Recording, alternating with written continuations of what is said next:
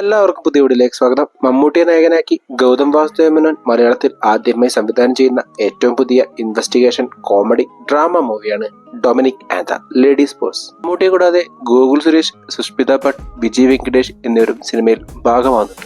ഒരേ സമയം മൈൻഡ് വളരെ ഷാർപ്പും എന്നാൽ കാര്യങ്ങളെ വളരെയധികം കാഷ്വലുമായി എടുക്കുന്ന എക്സ്കോപ്പ് ടേൺ ടു പ്രൈവറ്റ് ഡിറ്റക്റ്റീവ് ആയ ഡൊമിനിക്കിന്റെ ലൈഫിലേക്ക് ഒരു ലേഡീസ് ബോസ് കടന്നു വരുന്നതും അതിനെ ചുറ്റിപ്പറ്റിയുള്ള അന്വേഷണം വളരെ വലിയ രഹസ്യങ്ങൾ ചുഴലിക്കാൻ സഹായിക്കുന്നതുമാണ് സിനിമയുടെ ബേസിക് സ്റ്റോറി ലൈൻ ആയിട്ട് വരുന്നത്.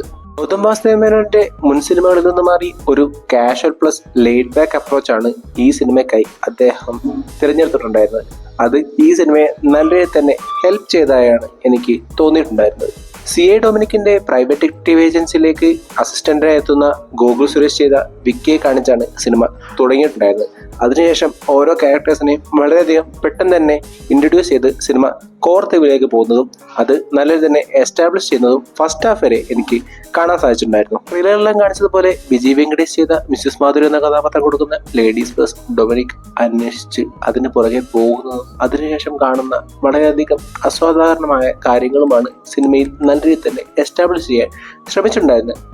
അത് വളരെയധികം എഫക്റ്റീവായി തന്നെ അവർക്ക് ക്ലൈമാക്സ് വരെ കൊണ്ടുപോകാൻ സാധിച്ചു എന്ന് തന്നെയാണ് സിനിമ കണ്ടു കഴിഞ്ഞപ്പോൾ എനിക്ക് തോന്നിയിട്ടുണ്ടായിരുന്നത്. എന്നിരുന്നാൽ കൂടിയും മമ്മൂട്ടിയുള്ള കഥാപാത്രങ്ങളുടെ പെർഫോമൻസിനെല്ലാം ഏറെയും കുറഞ്ഞും ആർട്ടിഫിഷ്യാലിറ്റി വളരെയധികം പ്രകടമായി എനിക്ക് കാണാൻ സാധിച്ചിട്ടുണ്ടായിരുന്നു. അതിപ്പോൾ ക്ലൈമാക്സ് പോർഷൻസിലായാലും സിനിമയുടെ മർമ്മപ്രധാനമായ റിവീലിംഗ് പോർഷൻസിലായാലും വളരെയധികം കല്ലുകടിയെ തന്നെ എനിക്ക് അനുഭവപ്പെട്ടിട്ടുമുണ്ടായിരുന്നു. അതേപോലെ തന്നെ പലപ്പോഴും സിനിമയുടെ ടോൺ കോമഡിയിൽ നിന്ന് സീരിയസ് ആവുന്നതും സീരിയസിൽ നിന്ന് കോമഡി ആവുന്നതും ഒരു ജമ്പായി തന്നെ എനിക്ക് അനുഭവപ്പെട്ടിട്ടുണ്ടായിരുന്നു.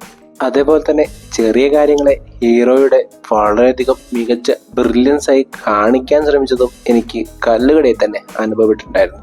പെർഫോമൻസിലേക്ക് വരികയാണെങ്കിൽ ഗോകുൽ സുരേഷ് ഒരു പരിധിവരെ നല്ല തന്നെ തൻ്റെ ക്യാരക്ടറിനെ ക്യാരി ചെയ്തപ്പോൾ പലപ്പോഴും ഹീറോയെ ബൂസ്റ്റ് ചെയ്യാനുള്ള ഒരു ടൂളായി ഉപയോഗിക്കുന്നതായി എനിക്ക് തോന്നിയിട്ടുണ്ടായിരുന്നു. അതേപോലെ തന്നെ വിജയ് വെങ്കടേഷ് ചെയ്ത മിസ്സിസ് മാധുരി എന്ന കഥാപാത്രം പെർഫോമൻസിലായാലും ഡയലോഗ് ഡെലിവറിയിലായാലും ഒരു ക്ലാരിറ്റി കിട്ടാത്തതുപോലെ എനിക്ക് തോന്നിയിട്ടുണ്ടായിരുന്നു.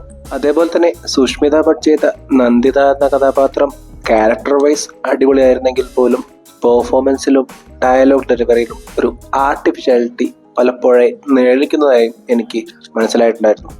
അവസാനമായി മമ്മൂട്ടി ചെയ്ത ഡൊമിനിക് എന്ന കഥാപാത്രം വളരെയധികം കേക്ക് വാക്കായി അദ്ദേഹം ഈസിയായി തന്നെ ഡെലിവർ ചെയ്തതായിട്ടായിരുന്നു എനിക്ക് സിനിമ കണ്ടു കഴിഞ്ഞപ്പോൾ തോന്നിയിട്ടുണ്ടായിരുന്നത്. ടെക്നിക്കലി ഈ സിനിമ ഡിമാൻഡ് ചെയ്യുന്ന അതേ രീതിയിലുള്ള സിനിമാറ്റോഗ്രാഫി ആയാലും എഡിറ്റിംഗ് ആയാലും സിനിമയുടെ മ്യൂസിക് ഡിപ്പാർട്ട്മെന്റ് ആയാലും വളരെയധികം സിനിമയെ ഹെൽപ്പ് ചെയ്ത പോലെയായിരുന്നു സിനിമയിലുടനീളം പ്രവർത്തിച്ചിട്ടുണ്ടായിരുന്നത്.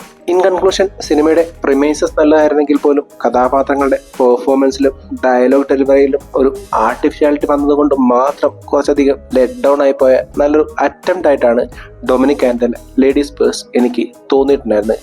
ഇത് എൻ്റെ മാത്രം അഭിപ്രായമാണ്. നിങ്ങളുടെ അഭിപ്രായം മറ്റൊന്നായിരിക്കാം. അത് കമന്റ് ബോക്സിൽ അറിയിക്കുമെന്ന് വിശ്വസിച്ചുകൊണ്ട് ഈ വീഡിയോ ഞാൻ അവസാനിപ്പിക്കുന്നു. വീഡിയോ ഇഷ്ടപ്പെട്ട ചാനൽ സബ്സ്ക്രൈബ് ചെയ്യുക.